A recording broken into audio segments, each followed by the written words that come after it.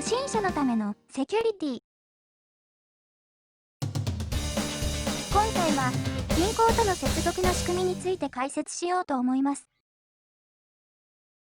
最初に被害者の方がドコモと銀行の窓口に問い合わせしたものの門前払いされてしまったという問題があります。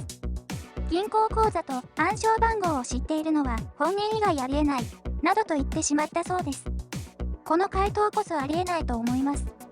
複数の人が Twitter で同様のことをつぶやき、問題が明るみに出たという経緯です。これ、Twitter がなかったら闇に葬られていたんでしょうか。金融庁さんはドコモを呼び出したそうですが、窓口対応のまずさは銀行も同じです。こういうところを厳しく監督してほしいと思います。この事件では、私は銀行側が問題と考えています。ドコモ口座だけでなく、他のサイトでも似たような手口で実行されるのではないかと想定しています。仕組みの説明があまりされていないようなので、解説してみようと思います。地銀ネットワークサービス株式会社の提供する Web 口座振替受付サービスは各銀行に接続しています。注意書きに NTT データのネット口座振替受付ゲートウェイサービスの利用が前提と書いています。ネット口座受付ゲートウェイサービスを見てみましょう。あくまで銀行と接続するためのゲートウェイ、つまり通信路を提供しているということのようです。もう一度見てみましょう。Web 口座受付画面がこちらになります。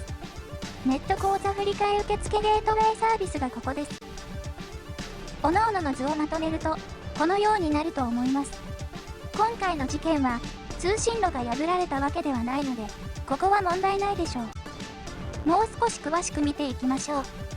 ドコモ口座ではアカウントはがっちり守られています。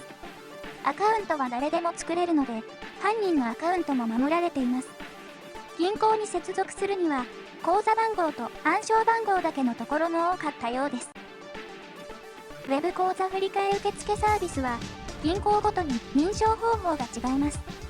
各銀行がその仕様を決めています。つまり認証方法に問題があった場合は銀行の責任と考えるのが妥当でしょう。さらに各銀行はネットバンキングを行っているところも多いのですが、仕組みが全く別になっているということです。ネットバンキングでは2段階認証やトークンでの認証を行っていても、Web 口座振替受付サービスではパスワードですらなく、暗証番号のみというところも少なくなかったようです。実はここに情報がありました。収納代行業者のホームページにこのような資料がありました。おそらく銀行側の認証は Web 口座振替受付サービスのものと思われます。ほとんどの銀行が生年月日と暗証番号のみになっています。これで良いと思っているのでしょうか。もはや銀行の体質の問題だと思います。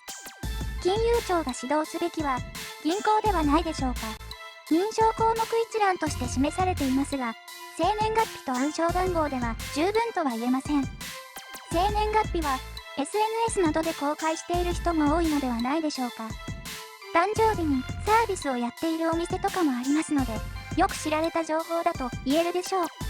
暗証番号は数字4桁ですので十分ではありません。住所や電話番号も特定の業種なら容易に知り得る内容です。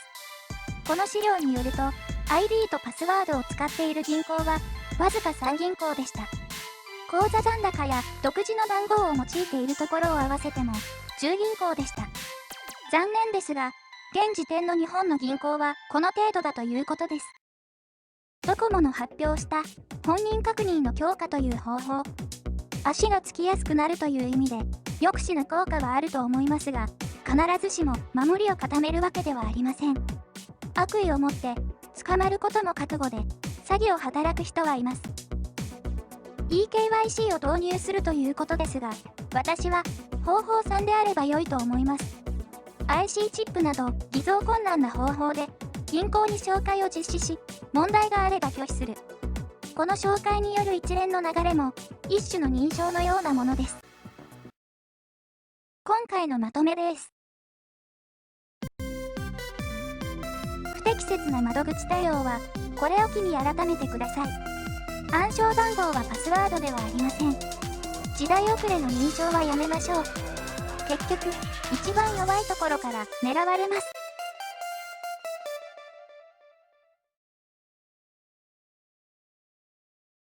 ご視聴ありがとうございました。